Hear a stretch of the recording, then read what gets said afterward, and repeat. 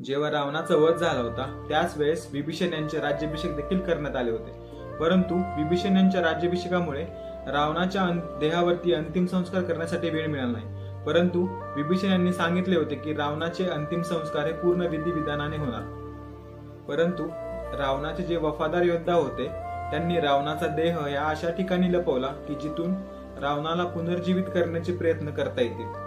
त्यावेळेस संपूर्ण भारतातून महानतम योगी, महानतम सिद्धी आणि महानतम तांत्रिक यांना बोलवले होते रावणास पुनर्जीवित करण्यासाठी।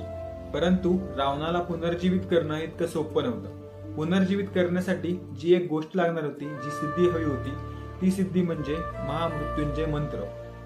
खूप साऱ्या सिद्धींनी महामृत्युंजय मंत्र याचा जाप करून रावणास पुनर्जीवित करण्याचा प्रयत्न केला, परंतु हे शक्य झालं नाही। त्यावेळेस सर्वांनी ठरवलं की कलियुगामध्ये अशी एक वेळ येईल की ज्या वेळेस ऋषी मार्कंडे स्वतः येऊन रावणास पुनर्जीवित करतील।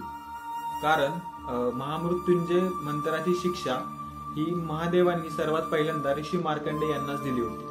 म्हणूनच आजही श्रीलंकेमध्ये एक गुफा आहे की त्या गुफेमध्ये 18 फुटाचा देह हा ममीफाईड करून ठेवलेला आहे। म्हणूनच आपण जी इजिप्तमध्ये मम्मी ही प्रथा बघतो ती प्रथा आपल्या इथे त्रेतायुग पासूनच सुरू झालेली होती।